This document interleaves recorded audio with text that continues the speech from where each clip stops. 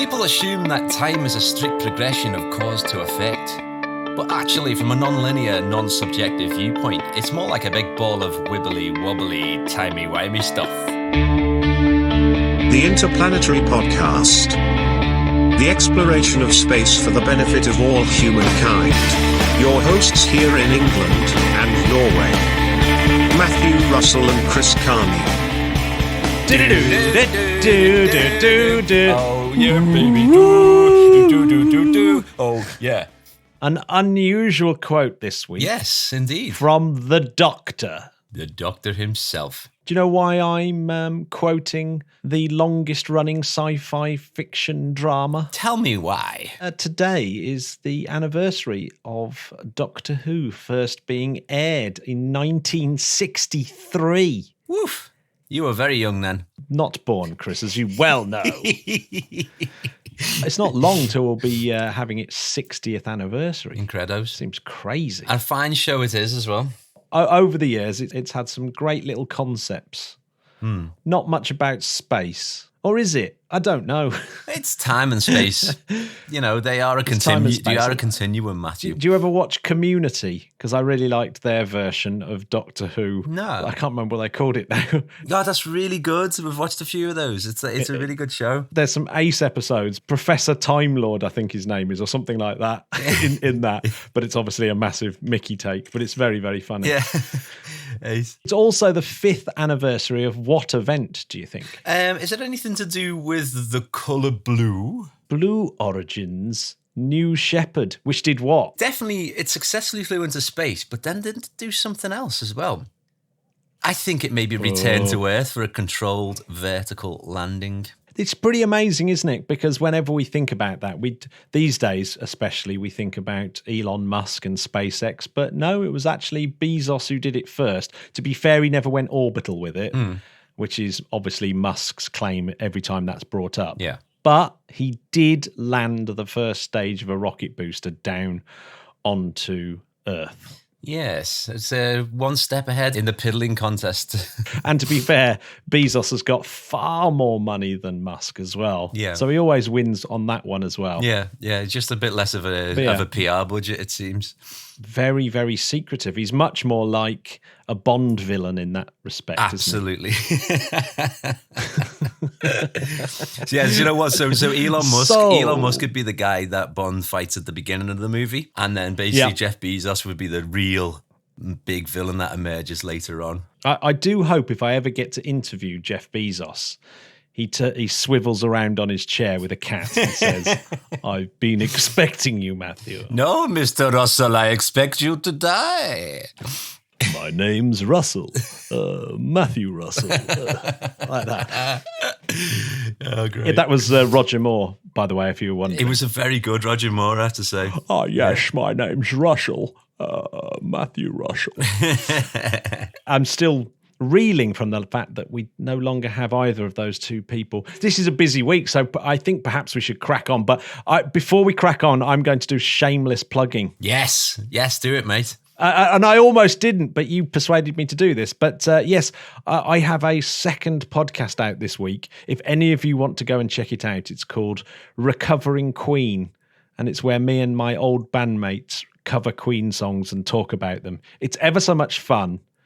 And yeah, obviously, I am the B-Tech Brian May. I've never heard that before. That's amazing.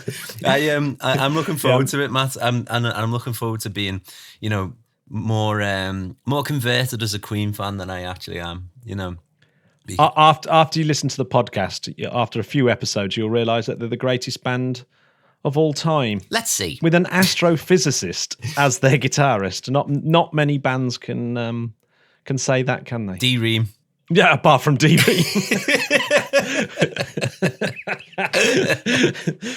Both curiously called Brian. Yes, which is yes. odd, isn't it? But to be fair, Brian is a keyboardist. But you know that's just splitting hairs, isn't it? Splitting hairs. Yeah, it is a little bit. Yes. What's been happening this week? Space news. I think we should get straight on to encouraging people to drink along with our Elon Musk drinking game. Correct. If you hear his name, yes, take a shot. So there's going to be lots of opportunities this week because, of course, the big news of the week is last week's astronaut of the week has made it up safely to the ISS. Yes, Victor Glover got there perfectly intact. He's got to be the most smiley person of all time as well. He seems to be genuinely super happy about being on the ISS. And everyone seems to be really happy for him as well. I noticed Kate Rubins is like almost like just couldn't hide the joy of him getting up there, which it kind of almost, that's the story you can't lie about, that he's clearly a very, very popular astronaut. Yeah, absolutely. And she calls him Ike as well. She amazing. I know everything, which I thought was quite interesting. I have to admit, I've got a bit of a man crush on old Glover there. Yeah, he's clearly the dude, isn't he? But yes, he actually described some of the flight, which I thought was really interesting, particularly from a fighter pilot point of view, because you realise, actually these flights, they are obviously like better than a fairground ride, because it's like you as you're sort of getting blasted into space, you can actually feel the rocket throttling down as it goes through max Q. So the max Q is that bit where the whole rocket becomes under its maximum amount of pressure that it's going to come under. In other words, if it's going to break apart, it's probably there. And obviously that's because it's getting faster and faster, but it's still in the kind of thick atmosphere. But then there's a bit where the atmosphere starts to thin out and it's getting faster and faster. But the effect of max Q, they throttle it down slightly so that the spacecraft has slightly more chance of getting through intact. So it's obviously a scary moment. And then there's staging, the fact that obviously the rocket comes apart. And I actually made me really think about that, about how like being on top of this enormous explosive object and the whole thing coming apart and new rocket engines kicking in and things like that. It's crazy, isn't it? It's absolutely amazing. I mean, I watched the launch and I just thought it was just the most perfectly executed, brilliant piece of engineering. Like, I just thought it was fantastic.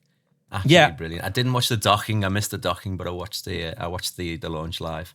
Yeah, Jamie was very fond of the docking part.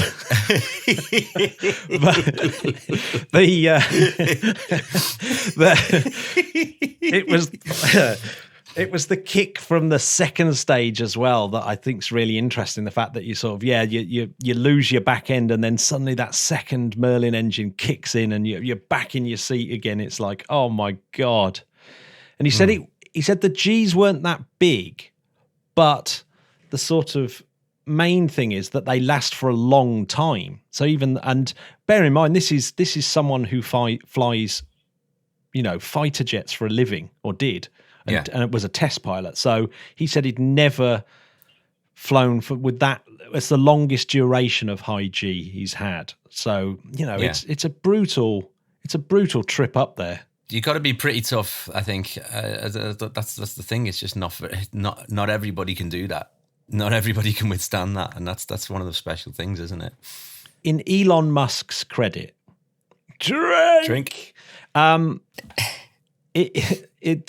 2014 gamble that was by Bill Gerstenmaier, who is the guy at NASA who sort of basically, it was his call to hand out the contracts to people and say, you're going to be taking us to the ISS. They were just going to give it to Boeing, but SpaceX were coming in cheap enough that they were able to give it to them as well. Sort of say, we haven't got much money, but if you can do it for this, then do it. And most people weren't really for that. And I think even Armstrong and people like that were sort of whinging about the whole commercial idea in the first place. But it is massively paid off, that SpaceX gamble.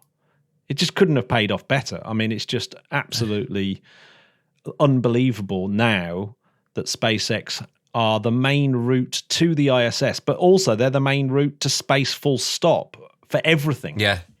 For payloads all around the world. So, and this one really is massive as well. So this week, the Copernicus Sentinel 6 launch. Now, in some ways, this is more important than the launch to the ISS. They're doing some important experiments, but the Copernicus Sentinel 6 mission is an international collaboration, mainly by ESA. So this is a European Space Agency satellite for all intents and purposes, but NASA have helped as well. And so NASA and NOAA and CNES, the French National Centre for Space Studies, or the Centre National d'Études Spatiales. Imagine they just go, CNES. What's it called? CNES. CNES. You have to raise your shoulders as you say. Yeah, they always do the shrug when they say it. CNES, comme ci, comme ça. But so, yes, the Sentinel 6, it's incredibly important program. So the Sentinel 6 actually has 2 satellites. The first one that's gone up is called the Michael Freilich, or Freilich. Michael Freilich was an American oceanographer who served as the director of NASA Earth Sciences, but unfortunately he died of cancer last year. So they've and he's an incredibly well-loved person who, encouraged international collaboration, and everyone wanted to work with him, basically. So they've named the satellite after him. I love how there's so many. As much as I listen to the podcast as well, how often oceanography and space seem to meet. Oh, seem yeah, to have an affinity.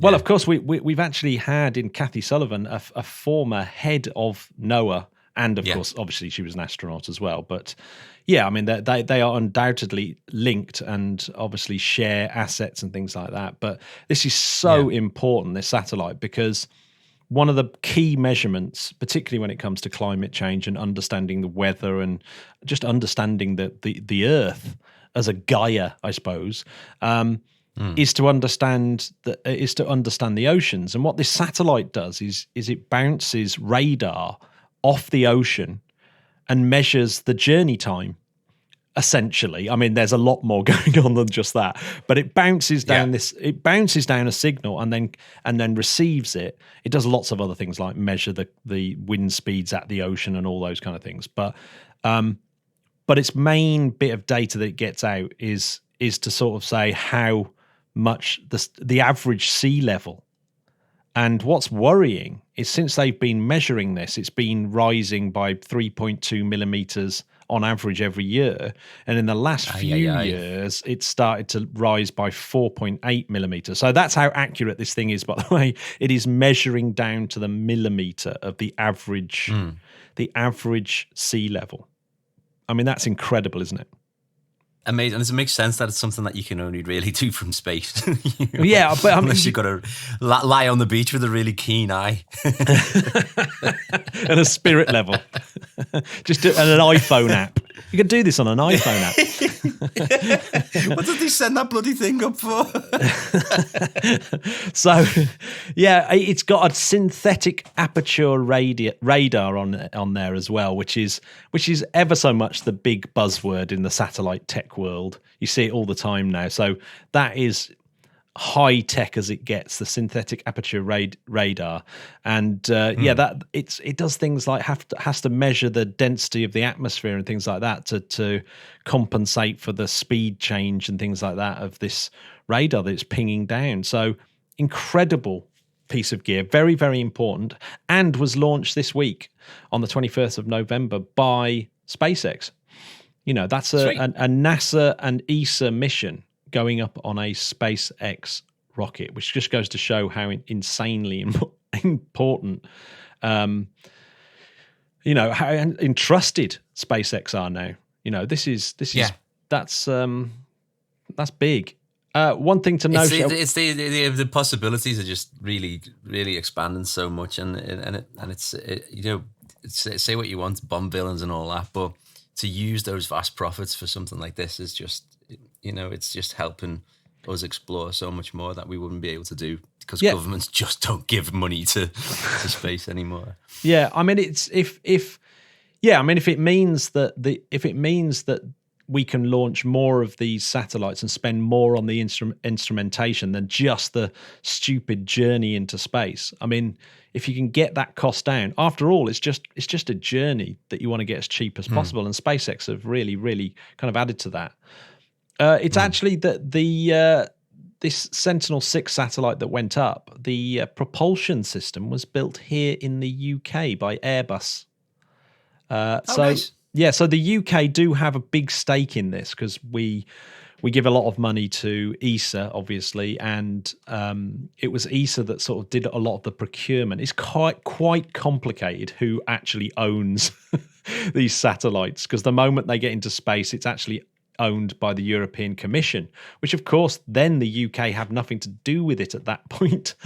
It's very, very well after December, that is. So yeah, it's complicated, particularly the British involvement. But I suppose, and there's NASA in there, and there's this EU METSAT that are sort of the people that run it. So yeah, it's a massive international collaboration between the Europe and America to actually do this thing. There must be thousands. There must be thousands and thousands of people working on this. Oh, absolutely. Yeah. I mean, this is massive. And not, there'll be thousands of people in the UK just working on the data that it spits out. It's spitting out all this data, and the Met Office, for example, use the data from the Sentinels to try and work out what the weather's going to be like. Yeah. And, and I use it every day. I went out to the beach just as I knew when it was going to be sunny. And this was something that was, I looked at my phone the day before to find out. And you think, crikey, isn't that like that? That's technology. And it's from all this data that's being fed in from all these massive satellites. Yeah, I use a Dark Sky. That's the app I use for weather. It seems to be pretty effective. I actually, when I was an astrophotographer, when I was doing lots of astrophotography, I used an app called Sat24, which is satellite images of cloud cover, and you could basically see the cloud cover in real time, so you could see the clouds coming. So it's if you wanted to know what the clouds were going to look like in an hour's time, it was really easy from that app. It was great. Oh, it still is great. It's brilliant. I'll have a little look. Have a little look at that one. Yeah. There's 3 disasters coming up here, or possibly. Oh no! Well, I'm going to start with a non-disaster, but it's a bit weird. Okay. So obviously, there's 7 astronauts now on the ISS, which is pretty cool. Which means they can do loads more work. However, the 2 Russians, both called Sergei, are wasting their time trying to find out where a leak is coming from. So we heard ages ago that the Russian Zivdir module is leaking, and they thought they'd found the leak, and the 2 cosmonauts went out and tried to fix it. But I've been reading conflicting things about it, that when they're out there, it just looks like a scratch. And then they were fixing it with rubber and silver foil. But I'm not clear that they fixed the leak now. I think it might still be leaking. So it might be coming from somewhere else. Of course they haven't fixed it. It's using rubber and silver foil. I used to use that to fix my skateboard. Well, it's like trying to fix anything without the exact tools, isn't it? Trying to fix anything when you've got space gloves on must be so frustrating. I get so stroppy if I'm trying to do something and everything's not quite right. So in a spacesuit, I'd go mental. Right, so they're not going to send you to repair it. That's good, I think, because I don't want you losing your temper up there. No. Just don't make me do anything where I haven't got the right tools. I go, Don't make me come up there. Don't make me go up there, Chris. It's been a disastrous week, I would say, for Ariane. The Vega launch, it really is actually quite depressing. So that suffered its second failure. So up until its first failure a couple of years ago, or a year and a half ago, whenever it was, it had never failed before. And then it had got back to normal flight again, a few months ago, and now it's just suffered its second failure, which is bad. But I guess it's the final stage that's looking like it was the troublesome spot. So the actual kind of main bit of the rocket was fine, but the Avum stage seems to have had a cable or something like that attached the wrong way round. So every time it tries to course correct, it's correcting in completely the wrong way. So, because I think this cable controls the actual kind of actuator of the rocket itself. So, so it's trying to point the rocket in the right way, and every time it changes so it's obviously just spun out of control and crashed. This is even more like my old skateboard. Yeah, exactly. It's very much like your skateboard. Everything in space comes down to Chris's skateboard. So, yeah, I think did your skateboard fall into the Arctic? It did once or twice, yeah. Just off the coast of Yakutia. It did. I never got it back, actually. Well, not surprised. The Yakutians are well-known skateboard thieves. But yeah, so two very, very cool satellites have been lost. So a Spanish imaging satellite and the French satellite called Taranis that was going to study lightning sprites and things like that. So I feel so depressed for all the engineers that have built the rocket, built the satellites, and all the scientists that were waiting for the data. It's it's horrible. So it is. Yeah. I don't know what's worse either: a design fault, which it was last time, or human error, which it seems to be this time. I mean, so obviously design fault can lead to long delays, but isn't human error just a little bit more embarrassing? And I know it shouldn't, but I am getting super stressed now about the Ariane 5 launch with the James Webb. And that's under a year now, hopefully it's under a year away that we see Ariane 5 launch with a James Webb. But can you imagine if someone... Oh my God, if someone was did something like that on that particular rocket, just one piece of human error, and that's billions of dollars down the drain, let alone a decade of human endeavor. Do you know what I was thinking? I know this is we're talking about money here and effort and human endeavor, but when I watched the Challenger documentary, the thing that took me back the most was the first launch after Challenger, and the astronauts on that first shuttle launch after Challenger had blown up. I just was like, I was like, okay, there's brave, and then there's that. then there's next level brave. Yeah, I mean, I think everyone that was on space shuttle flights after that were really brave, particularly after what's Columbia as well. It's like, yeah, of course, yeah. Man, yeah, I was just, I guess that's why it came to an end, because actually it was just too dangerous. A vehicle. Yeah. And talking of danger, actually, is the Arecibo dish. So, last week we were saying it was 50-50. Yeah. Well, it looks like, no, they've actually decided enough's enough. They actually said, Sean Jones of the NSF said, this decision is not an easy one for the NSF to make, but safety of people is our number one priority. So it's basically the cable's holding up this heavy receiving part of the telescope. 820 tons, by the way, is held up by 18 cables, and two of them have snapped. They're on these reinforced concrete towers, but they're sort of zooming into some of the cables, and the cables are snapping. That last cable snapped too early, so it must be well beyond its design capability now. It's not as strong as they think it is. So all the cables may be in a similar state. So at any point, there could just be this catastrophic collapse. And they were thinking, it's so sad. It's such an amazing thing. It's an absolute wonder. And it is really sad, but I guess everything... It's heartbreaking. Yeah. It's heartbreaking because it's the only telescope of its type.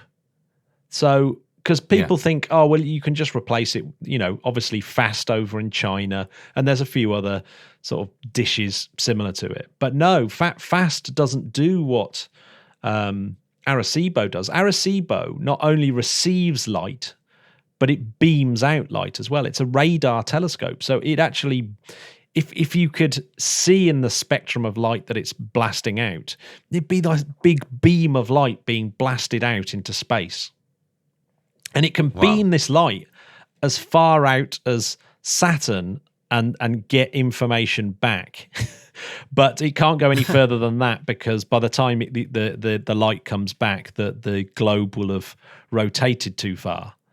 So it's a really unique facility, and it's able to do things like blast radar essentially onto asteroids and things like that, and actually see what they look like and how far away. So it's been incredibly useful for asteroid detection and things like that.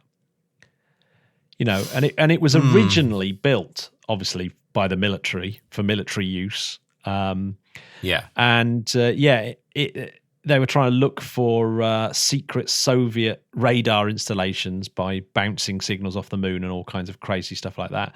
But yeah, it's been incredibly useful. It determined the rotation period of Mercury as 88 days, not 59 as previously thought. And that's only in 1964.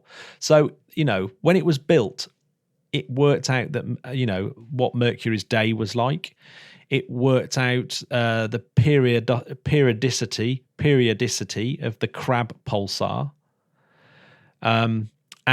which essentially 1969. That's the first solid evidence that neutron stars exist. Yeah. The Nobel Prize-winning discovery of a binary pulsar by Hulse Taylor in 1974. So this thing is. Oh, and of course, sending out the Arecibo message in 1974, which probably will be the doom of mankind because some malevolent alien will pick it up and come and kill us. So thanks a lot, Arecibo. Hey, it's been a good run. So yeah, that's very depressing, isn't it? I know, but yeah, an amazing thing that I won't be standing underneath in the end. I know, it's so annoying, isn't it? Because never got to visit it, and of course, it will be demolished soon. They're going to have to do something that will, a controlled demolition before it all starts snapping and massive 6-inch cables, 6-inch thick cables start flinging around and smashing into things. So it's obviously that's going to happen soon. Totally gutted. The sort of geodesic looking thing, the antenna, this really heavy thing. It's called the Gregorian reflector system, and it's got this secondary and tertiary mirrors inside to actually make the. This was an upgrade, quite recent upgrade, to help the telescope see better detail. But I looked up the Gregorian system. So Gregorian, I was thinking, what is that? Is it because it looks Gregorian or something? Turns out, like a monk. Looks like a monk. It looks like a monk. But no, it turns out it's a type of reflecting telescope that was designed by an astronomer named James Gregory. Now, James Gregory was a mate, or really a contemporary of Isaac Newton, almost a rival of Isaac Newton. And they both sort of worked on similar projects at the same time. And actually, James Gregory beat Newton to coming up with a reflecting telescope. So obviously the most famous reflecting telescope is the Newtonian telescope. But but James Gregory, his one was built by Robert Hooke a few years after Newton had built his. So even though Newton built his first, Gregory actually designed his before Newton. So I didn't know that. Could we call this Could we call this the Newton's Revenge? Yeah, maybe. Take that, Gregor. Yeah, totally. You can beat me, but you can't beat my laws. Yeah, there's definitely Newtonian physics at play. God, you're onto something. Now we've talked about the space mission to the ISS by SpaceX and Elon Musk. Drink. But I actually think the space mission of the year has to go to the Chang'e 5 spacecraft, the China's. Yes.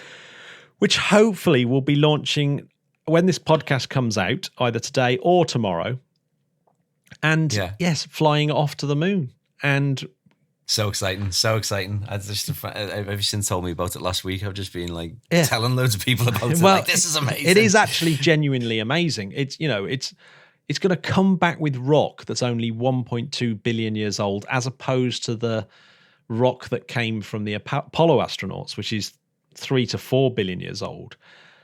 And it's really going to fill in some massive gaps about how the moon formed and how the planets in general formed. It's going to be, it's an amazing mission. And it all happens before Christmas, which I just think is just genius. So yeah, that has got to be the launch of the week. I mean, it's literally like it's literally China's reaction to US going, get your own rock. Exactly. I mean, but you've got all these Chinese scientists wanting to work on moon rock, and they're being denied, so they're going to have to go and get it themselves. I'm going to come right back to home, because this week, virtually completely uncovered by the press, I should say. I almost missed the story myself, and I'm the space geek here in the UK. Boris Johnson announced on Wednesday that the UK was getting its own space command. Yes. Did you hear about this story, Chris, or did it go? Or did you manage? I did. Yeah, I did hear about it, and was sort of like piqued. But I try my best to not ever hear Boris Johnson's voice, so it's quite tricky for me. I might get you to do an impression in a second. So, oh God! Go to space. Don't go to space. Go to space. Come back from space. Go to space. Don't go to space. Yeah. Well, so it's about a year after the US obviously set up their space command, but this will be the Commonwealth Space Command. And Boris Johnson has said it's so he can stand shoulder to shoulder with UK allies. So one suspects that there's a little bit of an American pressure to say, look, we need some help, guys, because space is becoming a bit of a nightmare. And you know that space is becoming a bit of a nightmare because the Chinese and the Russians are massively criticizing this move. But you think, well, of course they are, because the Russians and the Chinese are definitely up to crazy stuff in space. You know, it's mad. Do you want to do a Johnson impression? Do you want to repeat what he said? The international situation is more perilous and more intensely competitive than at any time since the Cold War, and Britain must be true to our history and stand alongside our allies to achieve this. We need to upgrade our capabilities across the board. So I went from Prince Charles to Boris Johnson. Do you know what? So halfway through that, it really was a convincing Boris Johnson impression. I'm very impressed. Thanks very much. Cheers. Well, wow them at the end. That's what they say, isn't it? Yeah. So it's Air Vice Marshal Harvey Smythe. You couldn't make that up, could you? No. He's the ministry's first space commander. He must have a moustache. Yeah. Imagine going round his house for Christmas, how genius it would be. It's almost time for brandy. Time for brandy, Ed. Air Vice Marshal Harvey Smythe is the space commander, and I feel bloody safe as a result. Yeah, me too. £7 billion portfolio to spend over the next decade. So yes, nice. this a lot of this is obviously forced through because the Russians are doing things like that weird satellite that keeps breaking up and going back together and inspecting US satellites and things. So it's, space is hotting up as a kind of weird thing. But yes, absolutely. A Space Command is likely to take over the development of Skynet 6 and also will oversee the possible creation of the UK Global Navigation Satellite System now that we've been locked out of Galileo, despite the fact that we helped build it. So we're as citizens, we're not locked out, but our military is, which is still seems a little bit crazy that the Europeans and the UK can't work together.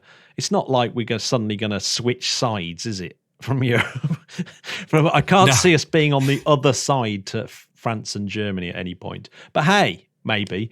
So yeah, remember the UK government spent 500 million quite recently on rescuing OneWeb, which actually has all gone through this week. It's another thing that happened this week. So you and I, Chris, now own a constellation, and we are in direct competition with Elon Musk ourselves, us as British taxpayers. Oh my goodness. That's so exciting. Yeah. So what do I get? You get possible cheap internet access in a few years' time. I don't know. I don't think so. Great. But what you might get is this is intriguing. I want to look into this more, but the US Space Force are paying SpaceX apparently to adapt some of their mega constellation, the Starlink, to help with an early warning system. So I wonder if the UK are going to do a similar thing with OneWeb, that that they're going to sort of piggyback various military applications onto OneWeb. And of course, there's this talk of the global positioning system working on OneWeb, but lots of engineers are very dubious about that. But right. But the UK are really pushing into space. We've increased our ESA budget by 15%. So it's sort of now again, that's almost the same amount of money as we spent on OneWeb, to put it into perspective. Lockheed pulled out of Sutherland a few weeks ago, but are looking at Shetland and for a launch in 2021 is what they said. But Johnson at at the opening of the Commonwealth Space Command said that there would be a launch in first rocket in 2022. So it's a little bit confusing, that, because Lockheed are saying 2021, but Johnson's saying that there's going to be a new satellite launch site in Scotland launching in 2022. So does he mean Sutherland? Did he mean Shetland? Or did he mean somewhere new yet again? So do you know what? It's almost like you can't trust anything he says. It's almost like he's not quite sure what he's saying. It's all like he relies on bunches of people telling him what to do, and that everyone seems to be massively incompetent at all times. It's almost as if... It almost seems like the person who's been telling him what to do seems to have vanished from the picture somehow. I think it's more the... You know how hard it is to run a hairdresser's when there's 3 people. Imagine running a country when there's thousands of civil servants. I just think it's just impossible. I just think that at the end of the day, we need a supercomputer to take over. Yes. Yeah, and that's it. And we just run the government using some form of machine learning. I'm totally up for that. I, for one, welcome our new computer overlords. So, yes, OneWeb should be starting to launch again. So, 17th of December for Stochny in Russia. Arianespace should be launching over 36 satellites. And, yes, so that they're being shipped out of Florida to Vostochny. And the dual production line that builds them is back in service. There's already 74 satellites up in orbit already, so they're going to add another 36. Only another few hundred to go. Obviously, there's lots of people that are saying, this is they're a little bit behind SpaceX now with this sort of lull while they waited to get out of bankruptcy. Has meant that they've lost a little bit of the march that they had, but who knows? I think a lot of people are saying, this is exciting because it's companies around the world and governments around the world, including the UK, are investing in space technology. It can't be a bad thing. Great. Absolutely. We'll see what happens. We'll see what happens. It's a really interesting story, particularly for people in the UK, because obviously not very often that you can say as a taxpayer that you own a mega constellation. Do you know what I mean? It's a bit weird. And I'm going to start telling people that from now on.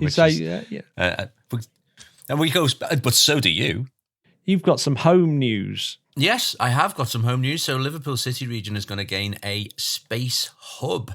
So according to lbndaily.co.uk, Liverpool City region is to be home to the new Northwest Space Hub and play a major role in the growth of the UK's £15 billion space sector. So it's going to be based in Daresbury, where they do lots of amazing physics experiments and things like that. They've got a beautiful physics tower. But it's the Science and Technology Facilities Council I've said that in the Daresbury laboratory is going to open up to become a space hub. So it's a very exciting development that's been reported. And I'm pretty sure our mutual friend, Alan Cross, has had a little bit to do. I'm sure he has. The creation of that. I should imagine it's very similar to Harwell in Oxfordshire, isn't it? That sort of similar thing. It says so. Steve Rotherham, our city region metronome mayor, said the space sector in the UK is already worth $15 billion a year, based on digital and advanced manufacturing, where we have international recognised strengths. When you combine those strengths with scientific assets such as the STFC's Daresbury laboratory and the Hartree Centre, amongst others, and our plans to make Liverpool City region the most digitally connected in the UK, you can see the huge potential for the space economy to turbocharge our recovery. Doesn't that sound hopeful? Unbelievable. I think anywhere getting those kind of hubs is really cool because it's all the sort of spin-off you get from it as well. You're talking about people working in the highest tech areas. And so, even if that people leave that job, they'll go on to work for other high-tech firms and things like that. So, like the amount of things that brings to a local economy can't be understated. I don't think. I think it's very, very cool. It's super cool. Well, for me, it goes back to David, the incredible gentleman who recovered the Apollo rockets, and him saying that Jeff Bezos, he was doing the bidding of Jeff Bezos to inspire children. And I think things like this are just absolutely brilliant, just to be able to go, if it's a school trip or just knowing it's there, just having that possibility in an area where Liverpool, where there's a lot of deprivation, it's a really hopeful thing, I think, for young people as well. Oh yeah, it's brilliant. No, it's really, really, really cool. Super cool. So what do you got, Matt? There was an Electron on the 20th of November, another rocket recovering from a mishap.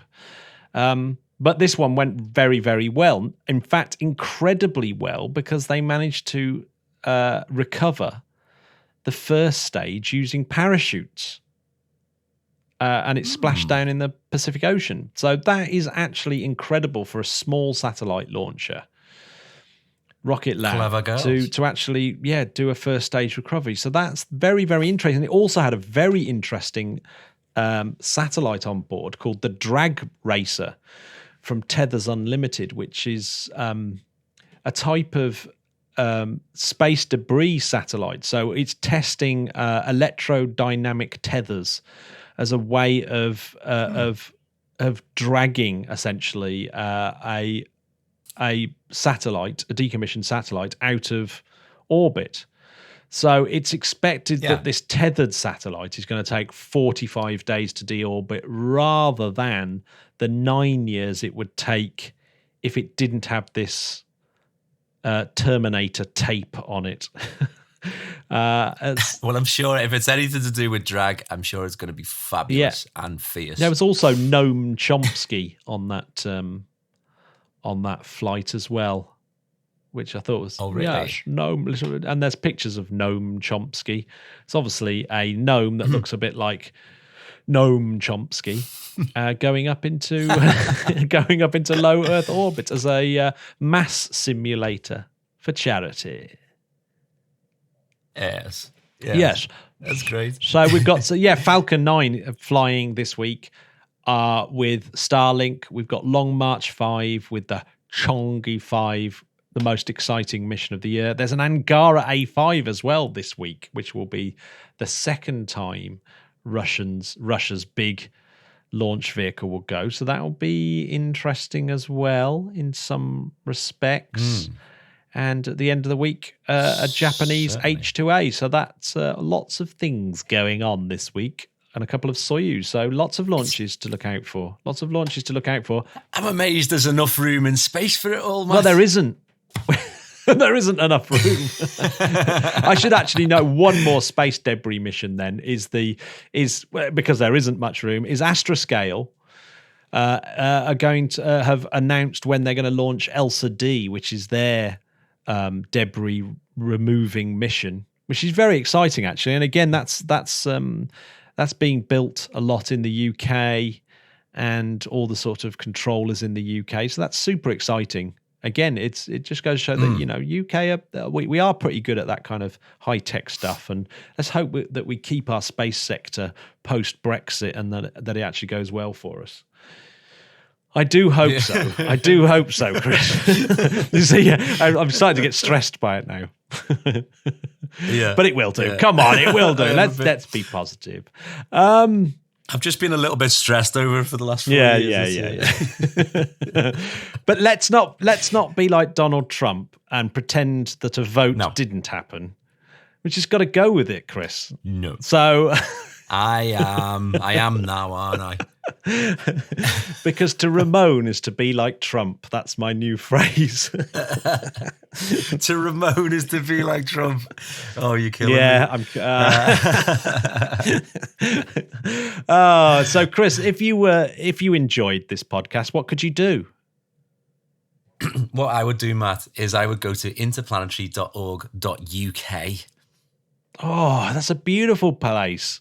And it's a lovely URL. And if you especially enjoyed it and were really worried about several things like Brexit and the James Webb Telescope and the Interplanetary podcast coming off air, then you could go to www.patreon.com/interplanetary and become part of the journey and shore up this sinking ship. Be a Spudcat. The Spudcat. And join in. I love the conversations on Discord.